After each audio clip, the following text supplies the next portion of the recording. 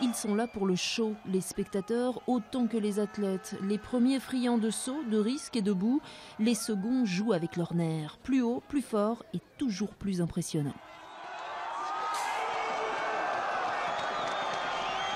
Moi, c'est pas du tout mon truc, donc de les voir faire des figures pareilles, j'hallucine quoi. Et là, heureusement, ils sont plus ou moins tous pris au jeu, donc même s'ils n'ont pas pu faire le slopestyle et que le temps n'était pas exceptionnel, ils ont tout donné et c'était cool à voir. Et c'est clair qu'à chaque fois, ça passe limite ou ça passe pas, donc c'est sûr que c'est beau à voir. L'accessoire indispensable ici, c'est le boîtier vidéo ou photo. L'essentiel, c'est de voir, mais surtout d'être vu. C'est pas loin de 4 millions de vues sur les réseaux sociaux, donc c'est des images qui sont partagées et ça nous donne une image très dynamique pour la station et pour le bike park en général. La station des Jets est l'une des 3 étapes mondiales de ces internationaux de VTT. On appelle cela les crankwork. Pendant 5 jours, les meilleurs athlètes mondiaux s'affrontent, comme ici en slopestyle. Ces sauts acrobatiques, l'épreuve reine, qui elle aussi a joué de malchance avec la météo.